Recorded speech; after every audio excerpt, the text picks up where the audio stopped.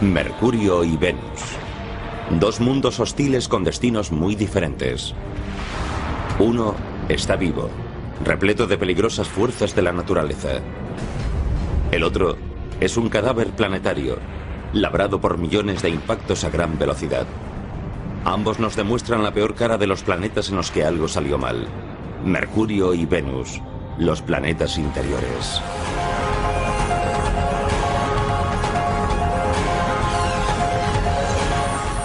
El universo, Mercurio y Venus. Junto a la Tierra y Marte, Mercurio y Venus componen el sistema solar interior.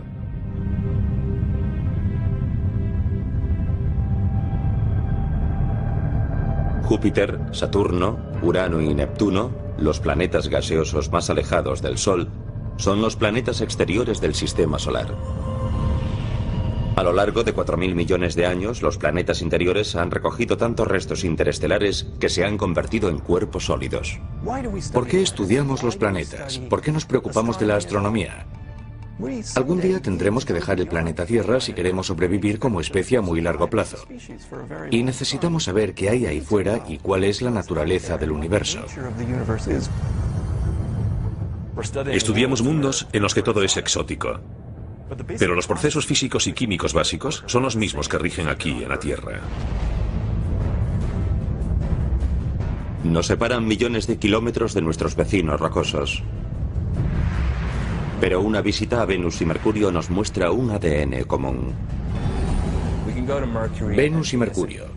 Podemos observar estos lugares como mundos con una historia propia, para luego contextualizar la historia de nuestro propio planeta. Venus es el sexto mayor planeta del sistema solar. En su punto más próximo está a 42 millones de kilómetros de la Tierra. Un año venusiano equivale a 225 días terrestres. Y si usted pesa 67 kilos en la Tierra, pesaría 61 en Venus.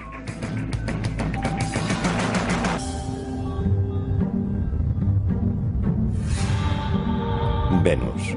Cuando los antiguos romanos miraban al cielo, se sentían cautivados por su imponente presencia.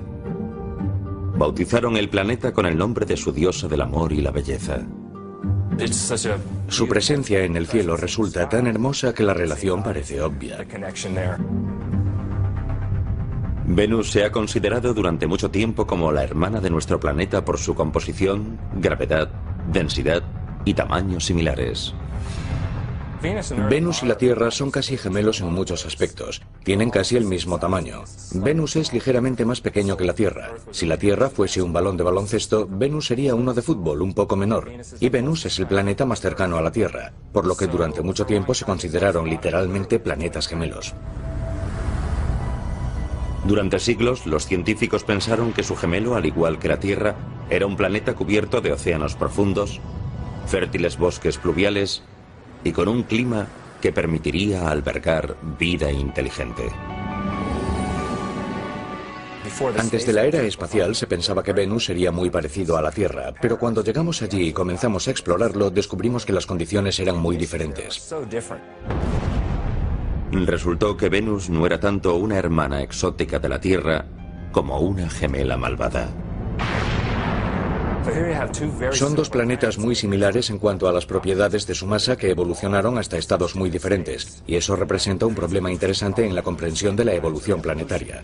Es una especie de experimento controlado, dos planetas similares, una evolución de 4.000 millones de años. ¿Y por qué son tan diferentes? Primero, algunas diferencias básicas. Venus ha sufrido numerosos impactos de meteoros. Uno de ellos tan intenso que algunos científicos creen que podría haber invertido la rotación del planeta. La rotación de Venus es muy lenta. Tiene lo que llamamos una rotación retrógrada. Rota en sentido contrario a todos los demás planetas. Debido a su rotación retrógrada, el Sol sale por el oeste y se pone por el este. Y los días de Venus son largos. Entre un amanecer y el siguiente transcurren unos 8 meses terrestres. Pero su órbita y sus días no son lo que hacen de Venus un planeta inhabitable. En parte, es su terrible clima. Con una temperatura de 480 grados centígrados en la superficie, Venus es el planeta más caliente del sistema solar. Una visita a Venus terminaría antes de empezar. Tardarían unos segundos. Quizás solo un segundo en morir abrasados. A un astronauta sentado en Venus sin un traje espacial se le tostaría la piel, se cocería como un pavo en un horno, pero mucho más deprisa. El terrible calor lo causa un proceso llamado efecto invernadero, el mismo que mantiene la Tierra con un clima controlado y rebosante de vida. Pero un examen más atento de Venus nos indica que este rasgo común puede ser un ciclo vital y un ciclo mortal.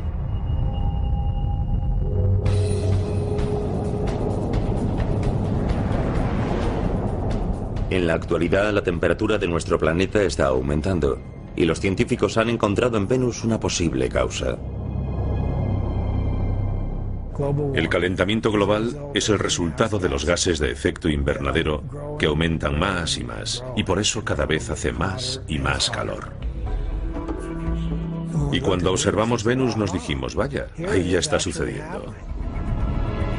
En los años 90, después del lanzamiento de la nave Magallanes, los vigilantes planetarios comenzaron a observar Venus para ver lo mal que podían llegar a ponerse las cosas aquí en la Tierra. La exploración del espacio nos ha dicho muchas cosas sobre la Tierra y el medio ambiente. Y de hecho el efecto invernadero del que todo el mundo habla ahora a causa del calentamiento global fue descubierto en Venus. Lo que descubrieron sobre Venus arrojó nueva luz sobre lo delicado que es el efecto invernadero de la Tierra. Venus no siempre fue así de caliente. Creemos que en el principio de su historia era más parecido a la Tierra en su superficie y perdió sus océanos debido a lo que llamamos un efecto invernadero desbocado. Así que Venus es un ejemplo de que en un planeta puede producirse un cambio global en el peor de los casos posibles. No tendríamos que convertirnos en Venus para encontrarnos con problemas. Bastaría con un leve movimiento en esa dirección. El valor de este estudio es que nos permite probar nuestros modelos climáticos. Por medio de los modelos generales de circulación por ordenador, los científicos pudieron calcular el incremento de la temperatura en la Tierra basándose en la cantidad de gases de efecto invernadero en Venus. Pero, ¿cómo funciona en Venus el efecto invernadero que hace que sea tan caliente? Esto es Biosfera 2. Situado cerca de las montañas Santa Catalina en Arizona, fue construido por un grupo de investigadores para profundizar en la idea de colonizar otros planetas. Es el mayor invernadero de la Tierra. Biosfera es el ejemplo perfecto de un invernadero, con paneles de vidrio que dejan entrar el sol y contiene un aire muy caliente. Los rayos solares que atraviesan los paneles de vidrio elevan la temperatura del interior. El aire se calienta y no puede ascender verticalmente hacia la atmósfera por culpa de las paredes. Las ventanas atrapan el calor, calientan el edificio y proporcionan a plantas y árboles un clima habitable. En Venus, los gases de efecto invernadero no atrapan el calor del Sol, pero ralentizan en gran medida la velocidad a la que puede escapar. En cualquier planeta, el efecto invernadero consiste en el aumento de la temperatura de la superficie debido a que los gases de la atmósfera atrapan el calor al tiempo que dejan pasar la luz solar. Estos mismos gases invernadero que en Venus serían fatales para nosotros, son esenciales para la vida en la Tierra. Sin el efecto invernadero, la temperatura media estaría muy por debajo del punto de congelación. Los océanos estarían casi completamente helados y quizás no habría vida en la Tierra.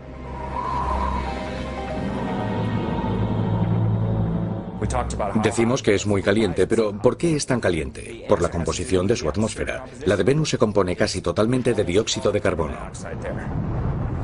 El dióxido de carbono, o CO2, representa el 95% de la atmósfera venusiana, y ese elevado volumen de gas atrapa más calor. Eso significa un importante efecto invernadero. Esa es la razón de que haga tanto calor en Venus. Es un ejemplo extremo de calentamiento global. En Venus, los volcanes son la fuente natural del CO2 y otros gases.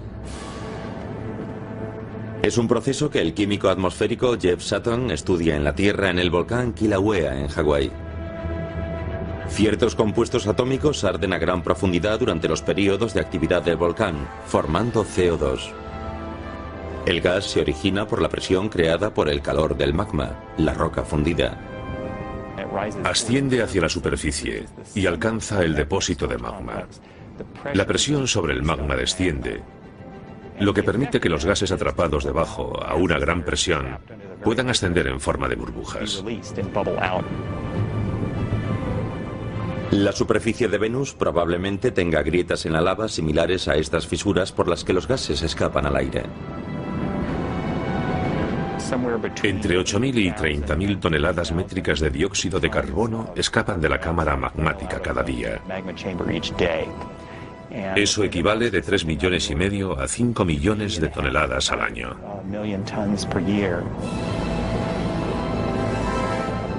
Y eso solo un volcán de la Tierra. Venus tiene más volcanes activos, y eso significa más gases calentando la atmósfera. Y todo ese CO2 se acumula en la atmósfera de Venus, con lo cual se calienta más.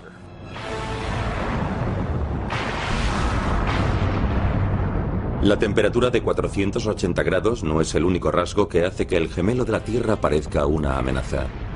50 kilómetros por encima de la hirviente superficie de Venus, el caos hace que los 480 grados parezcan un frente frío. Un caos eléctrico que en una fracción de segundo puede alcanzar los 28.000 grados. Cada chispa de luz desprende 100 millones de voltios de electricidad. Los relámpagos ocurren tanto en la Tierra como en Venus, cuando las cargas eléctricas almacenan energía hasta que desprenden una chispa.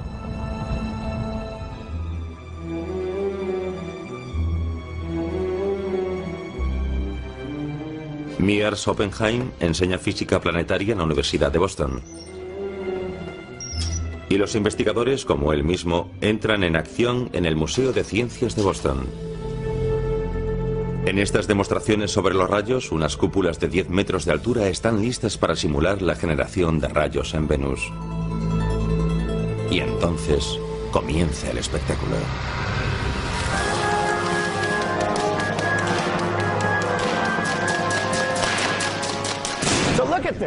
Vean esto. Estamos generando tantos millones de voltios en estas cúpulas que el voltaje tiene que escapar, y lo hace desgarrando las moléculas del aire. El aire de las cúpulas, como sucede en las nubes de Venus, agita la distribución eléctrica de las diminutas moléculas atómicas.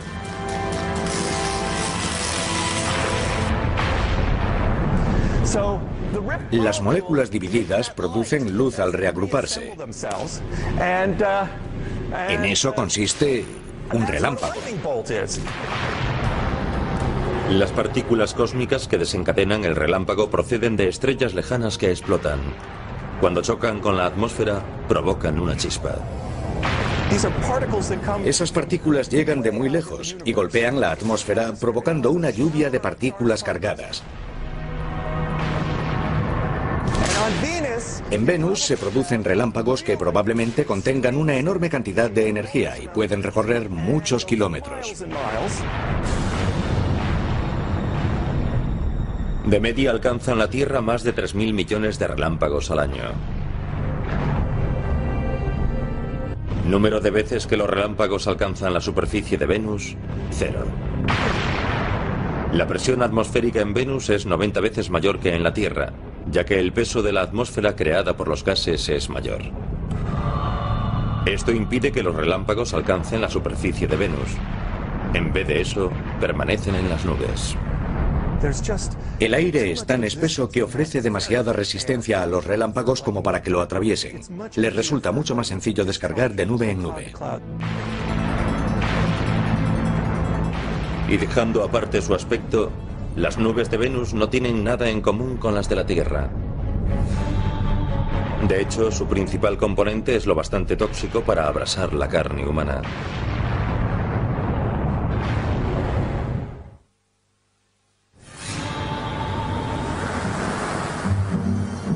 Desde la Tierra se puede ver a Venus titilar como si fuese una estrella matutina y vespertina. No es precisamente un planeta esquivo, y el hecho de que brille tanto en el cielo no se debe solo a que es el planeta más cercano a nosotros, sino a que está totalmente cubierto por esas nubes brillantes y reflectantes. El 80% de la luz solar rebota en las nubes que cubren el planeta. Pero incluso las nubes de Venus, nuestro supuesto planeta gemelo, muestran su naturaleza maligna. Sabemos que las nubes de Venus están formadas de ácido sulfúrico, de ácido de batería, por así decirlo. Y ese ácido sulfúrico se forma a partir del dióxido de azufre que procede de los volcanes de la superficie. Al igual que sucede con el CO2 del efecto invernadero, la presión del gas empuja el dióxido de azufre a la superficie a través de las fisuras volcánicas. Se trata del mismo gas que el químico Jeff Sutton estudia en el volcán Kilauea, en Hawái. El dióxido de azufre es un gas nocivo y tóxico. Llevamos máscaras antigas para proteger nuestros pulmones y vías respiratorias. El dióxido de azufre se combina con la humedad del interior de la nariz y la garganta y forma ácido sulfúrico. El ácido sulfúrico no es nada agradable. A nadie le gustaría que le echasen encima ácido de batería. Hay que tener cuidado. Básicamente es el mismo compuesto, así que no sería agradable tocar las nubes de Venus. Si el viajero consiguiese sobrevivir a las nubes ácidas de Venus, los relámpagos, el aire tóxico y el calor, ¿qué aspecto tendría la superficie de Venus?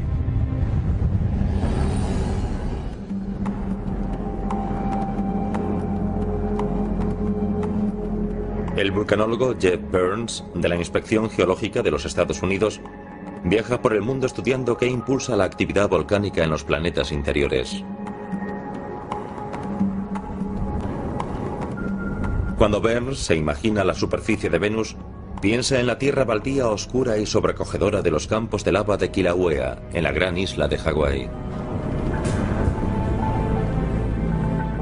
Es muy instructivo poder venir a estudiar este volcán y compararlo con los fenómenos volcánicos ocurridos en la superficie de Venus, ya que aquí podemos estudiarlo sobre el terreno.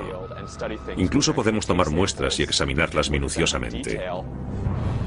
Los geólogos creen que el número de volcanes de Venus supera con mucho los aproximadamente 1500 que hay en la Tierra. En Venus las estimaciones van desde 100.000 a más de 1 millón de formaciones volcánicas. Con tal cantidad de volcanes, la roca de lava cubriría el 70% de la superficie de Venus, al igual que cubre la mayor parte de Kilauea. El suelo se solidifica cuando la lava se enfría y se convierte en roca.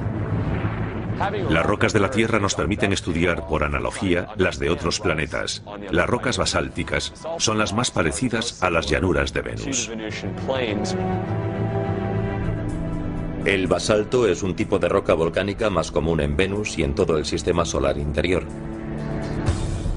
Los minerales se congelan y se convierten en pequeños cristales. Una transformación total desde su aspecto al surgir del volcán. Cuando la lava fluye por la superficie, es incandescente, normalmente de color rojo. Pronto se forma una pátina plateada en su parte superior que, en unas pocas semanas, se vuelve negra, como la lava que ven a mi alrededor.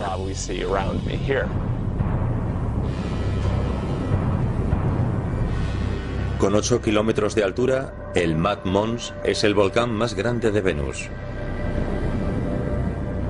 Y su actividad ha dejado un enorme rastro de lava, igual que lo hizo el Kilauea. Aquí pueden ver la estructura. Se forman diques en los lados y además las estructuras internas. Probablemente los grandes canales de la superficie de Venus se formaron de un modo similar, aunque a una escala mucho mayor. Tanto como para crear canales que parecen interminables en todo el paisaje de Venus. Tanto a lo largo como a lo ancho, los canales son mucho más largos en Venus que en Hawái debido a las condiciones ambientales del planeta.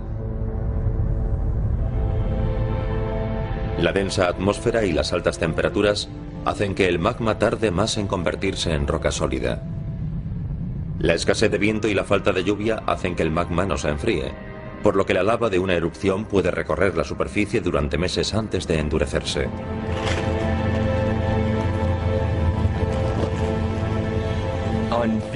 En Venus esperaríamos ver capa sobre capa de rocas volcánicas. Todas serían relativamente negras y de composición basáltica. Probablemente contendrían toques de color rojo debido al hierro oxidado. Normalmente, el flujo de la lava basáltica forma cristales cortantes. Pueden ser muy afilados y tienden a formar cristales cuando se apagan.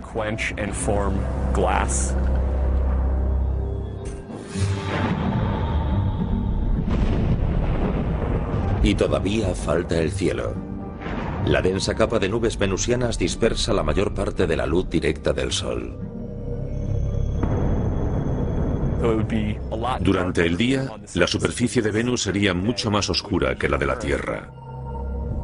Además, la luz se dispersa mucho más y habría menos sombras. Todo aparecería más uniformemente iluminado en su superficie. Y debido a la composición de la atmósfera, todo tendría un tono más anaranjado.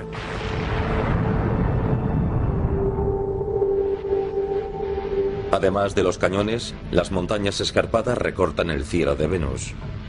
El pico más alto del planeta se encuentra en los montes Maxwell. El Maxwell mide unos 10.850 metros de alto. Es bastante más alto que el Everest o cualquier otra montaña de la Tierra. El Everest mide unos 8.800 metros, así que es mayor que cualquiera de la Tierra.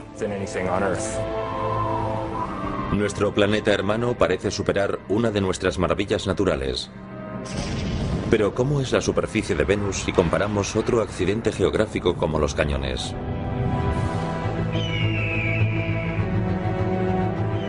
El Gran Cañón, un abismo erosionado por el río Colorado durante más de 250 millones de años.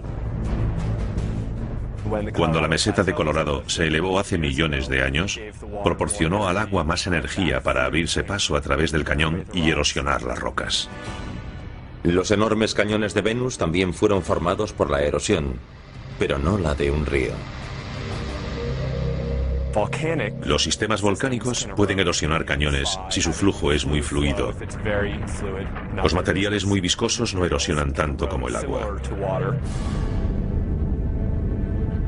El Gran Cañón no es más que una parte del sistema del río Colorado, pero incluso considerando su sistema como un todo, ni siquiera se acerca a la longitud de los canales más largos de Venus.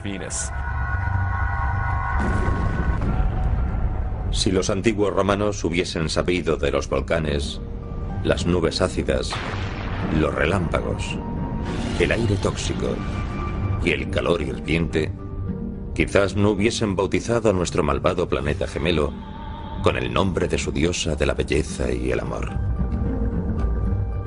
Resulta irónico porque, evidentemente, los griegos y los romanos no sabían nada de las condiciones de Venus.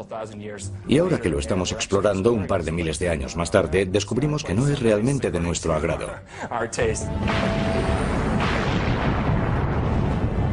Pero ¿cómo son esos peligros de nuestro planeta gemelo si los comparamos con la violencia cósmica que encontramos en Mercurio?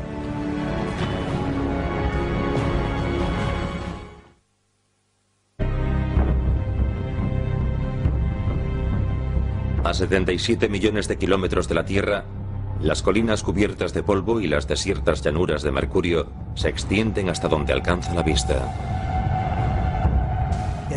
Es un lugar sin color. Carece de los colores que encontramos en Marte, la Tierra o incluso en Venus.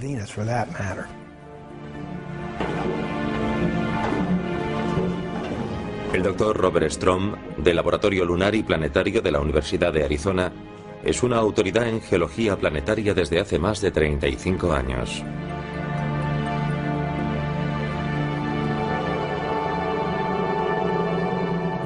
Mercurio es el planeta más interior y es bastante diferente a cualquier otro del sistema solar. Mercurio, a 58 millones de kilómetros, es el planeta más cercano al Sol. Es un planeta sin lunas conocidas. Mercurio no tiene atmósfera y puede verse a simple vista desde la Tierra durante las horas del crepúsculo.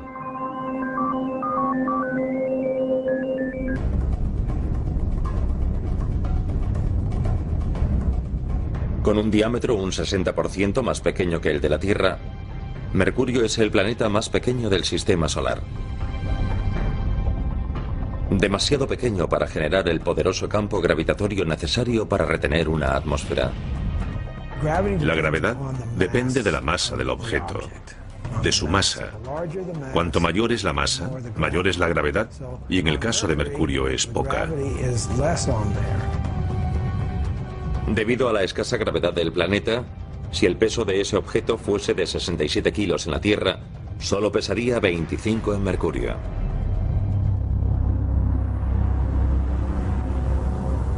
El tamaño de un planeta sí importa cuando hablamos del calor interno necesario para tener actividad geológica. Las corrientes de convección que producen la actividad geológica se detienen y en general se paraliza y no hay forma de mantener esa actividad geológica. Eso es lo que le ocurrió a Mercurio hace mucho tiempo, cuando ni tan siquiera tenía 1000 millones de años de vida. Los tiempos en que el intenso pulso del planeta producía volcanes y terremotos hace tiempo que terminaron. ¿Es Mercurio un planeta muerto? ¿Qué quiere decir muerto? ¿Hay actividad en su interior? Probablemente no. Seguramente no hay ninguna actividad. Esencialmente es un planeta muerto y lleva muerto unos 4.000 millones de años. Pese a ser un planeta muerto, Mercurio sigue en movimiento.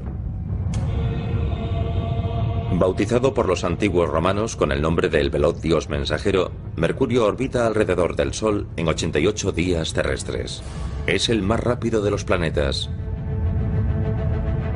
Pero con respecto al tiempo que tarda en rotar sobre su propio eje, Mercurio resulta ser el planeta más lento.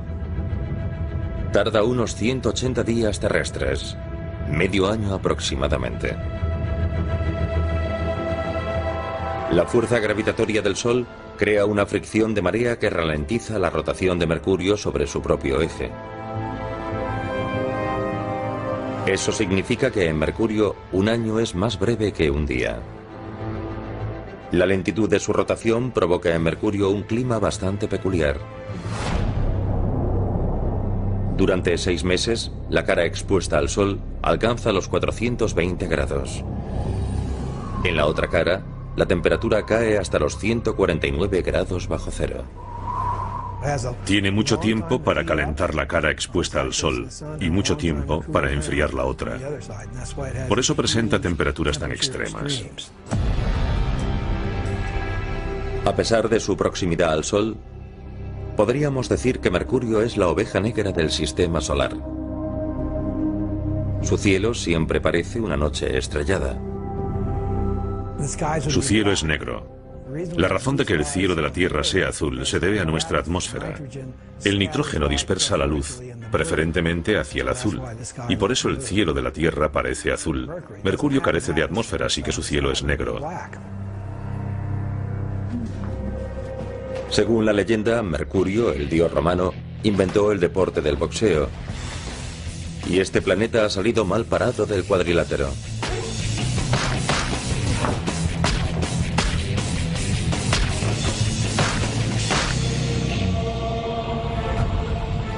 Mercurio ha recibido el impacto de millones de meteoros y asteroides en su superficie, debido a que carece de una atmósfera que lo proteja. Nuestra atmósfera, a modo de escudo, protege a la Tierra de la mayoría de los impactos.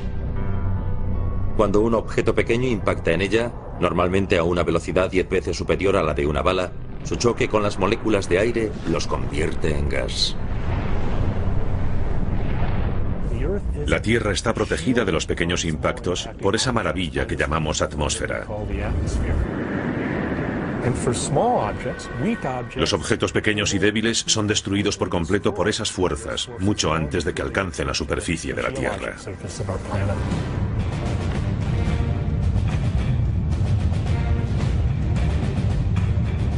En Mercurio, que carece de atmósfera, los asteroides y meteoros impactan a toda velocidad. Esto ha convertido a Mercurio en el planeta con más cráteres del sistema solar. En Mercurio no se podría dar un paso sin encontrarse con un cráter de impacto. En 1974, la sonda espacial Mariner 10 cartografió la mitad de la superficie del planeta, incluido el mayor cráter jamás visto en el sistema solar. Su rasgo más destacable es la llamada Cuenca de Caloris, un cráter de impacto de gran tamaño que puede medir unos 1.450 kilómetros de diámetro. 1.450 kilómetros de diámetro. Esos son unos 300 kilómetros más que todo el estado de Texas. Los investigadores creen que el meteorito de hierro que provocó el impacto medía casi 100 kilómetros de ancho antes de chocar con la superficie. Poco después del impacto, las ondas sísmicas convergieron en las antípodas, el punto opuesto del planeta. Las ondas sísmicas, las ondas de choque producidas se concentraron simultáneamente en la otra cara del planeta y literalmente destrozaron la superficie. Las turbulencias sísmicas desmenuzaron la corteza y removieron el terreno creando formaciones rocosas poco frecuentes. El terreno de esa zona es muy extraño. De hecho, su nombre técnico es terreno caótico. Y realmente es así. Está retorcido y es irregular, y no tiene ningún sentido según la actividad geológica. Parece como si un gigante hubiese levantado la superficie y la hubiese dejado caer.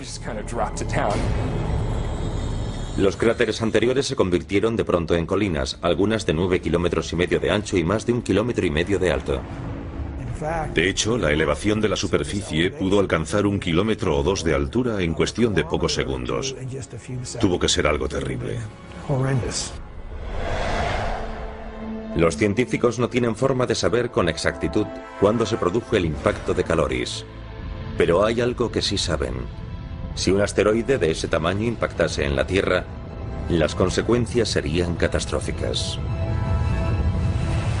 Y acabarían con la civilización humana.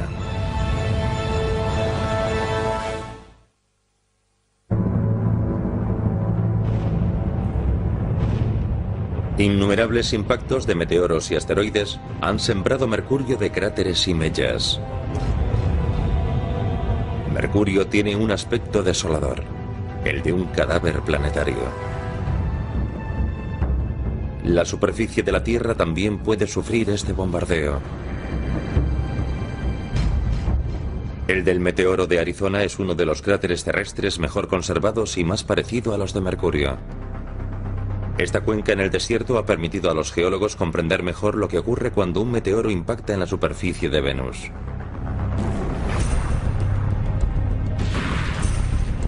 Después del impacto, la energía de las ondas de choque se propaga por la superficie y eleva toneladas de roca que conforman el cráter.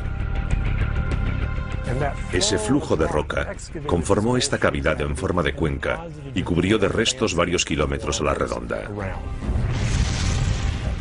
Esa misma energía barrió las paredes del cráter y provocó la elevación de estas capas de roca que tengo atrás.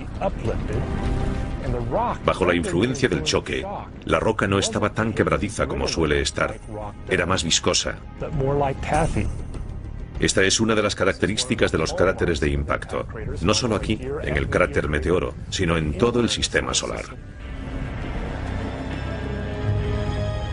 Pero imaginen que el gran objeto que formó la cuenca de Caloris de Mercurio hubiese caído en el emplazamiento del cráter Meteoro. Se hubiese producido una explosión enorme con fragmentos de material fundido volando alrededor de la Tierra, volviendo a la atmósfera terrestre y causando enormes lluvias de meteoros en todas partes. La onda de choque desgarraría el suelo unos 12.000 kilómetros a la redonda y provocaría tsunamis con olas de 600 metros.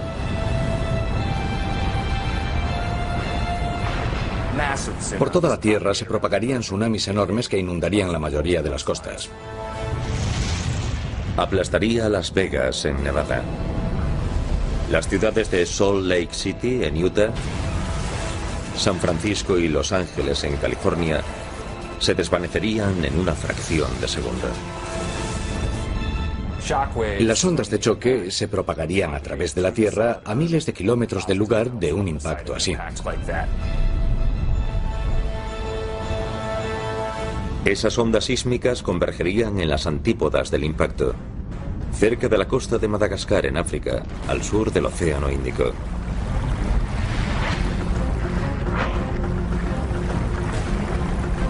Inesperadamente, una sierra emergería de pronto del fondo marino y formaría un terreno caótico como el de Mercurio. Con un objeto tan grande se produciría un terremoto increíble en todos los lugares de la Tierra. El cráter Meteoro no sería más que una muesca en la superficie comparado con la huella dejada por un impacto del mismo tipo que el de Caloris. Sus consecuencias harían desaparecer la cuarta parte del área continental de los Estados Unidos. Si cayese en Arizona, un objeto de ese tamaño barrería buena parte de la costa oeste de los Estados Unidos. Literalmente cambiaría la línea de costa en un instante.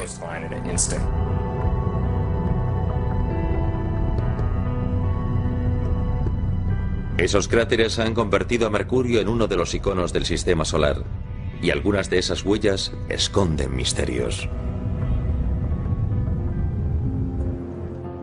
Cuando el radar del Observatorio de Arecibo en Puerto Rico enfocó los polos de Mercurio, mostró algo que dejó perplejos a los astrónomos. Hielo de todo tipo. Es uno de los astros más calientes del sistema solar y tiene hielo en los polos. Y la razón de que tenga ese hielo se debe a que la superficie de Mercurio está tan alterada que el interior de los cráteres de la región polar se encuentra siempre en sombras. Debido a la posición vertical de Mercurio respecto al plano de su órbita, el fondo de algunos de sus cráteres nunca recibe la luz o el calor del Sol. Pero sin fuentes de agua conocidas en el planeta, surge una pregunta. ¿Cómo llegó allí el hielo? Los científicos creen que el misterioso hielo podría proceder de un cometa. Formados por roca, polvo, gases y hielo, los cometas proceden de los confines del sistema solar, donde la temperatura es muy inferior. ¿Podría estar ese hielo en el fondo de cráteres que están permanentemente en sombras o podría ser hielo cubierto por una capa de polvo que lo protegiese de la luz solar? No lo sabemos. Además de las colisiones de estos cometas, existen otros cráteres en Mercurio que no fueron causados por nada que cayese del cielo. Por el contrario, esos agujeros fueron creados por una fuerza de la naturaleza similar a las de la Tierra, que se generó en las profundidades del planeta.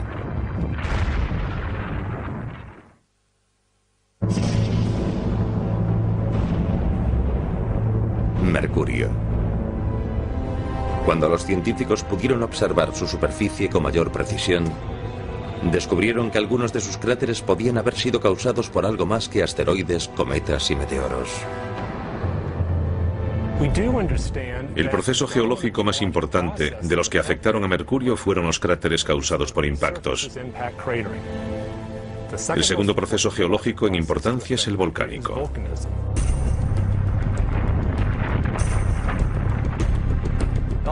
Aunque no hayamos visto pruebas concluyentes de volcanes en Mercurio, creemos que se produjeron erupciones volcánicas en el pasado.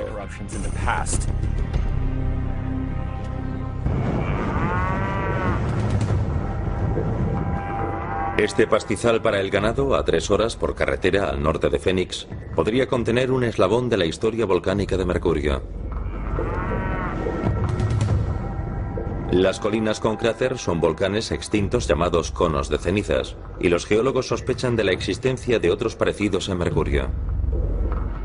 Esto es un cono de ceniza, y como pueden ver detrás de mí, tiene un gran cráter en el centro muy característico.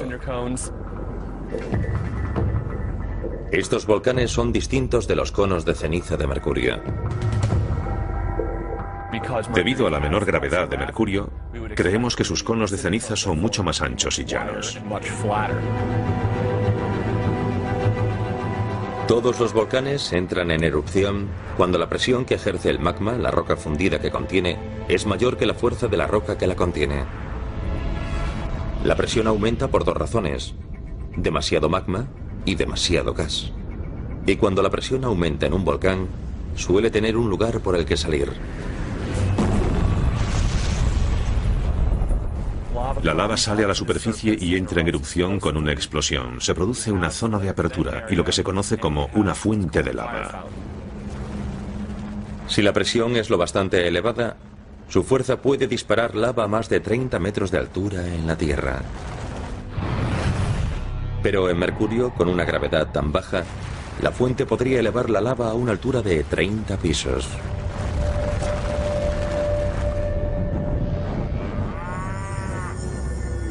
Aunque estos conos de ceniza de Arizona sirvan para ilustrar el pasado volcánico que compartimos con Mercurio, presenciar allí una de estas erupciones y ver la formación de los conos de ceniza resultaría una experiencia muy diferente.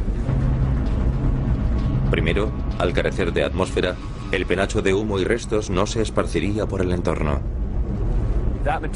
Ese material saldría al vacío del espacio, ya que Mercurio carece de atmósfera. Ese material se extendería mucho más. Además, en Mercurio no podríamos oír la erupción. Mercurio no tiene atmósfera. El sonido no se transmite. Así que si tocásemos en Mercurio una guitarra, un ukelele o un piano, no oiríamos nada de nada, porque no hay atmósfera que transmita el sonido, por lo que el silencio es total.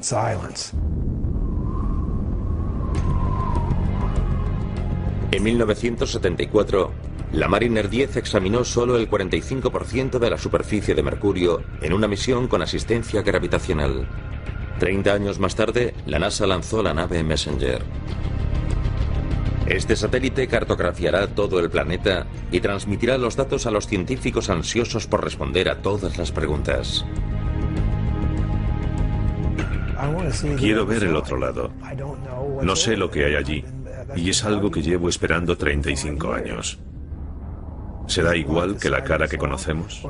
¿O será algo muy diferente? Pero aunque ya se están reuniendo fondos para explorar en un futuro este extraño enano del sistema solar, quizá no lleguemos a averiguar lo parecidos o diferentes que somos de él.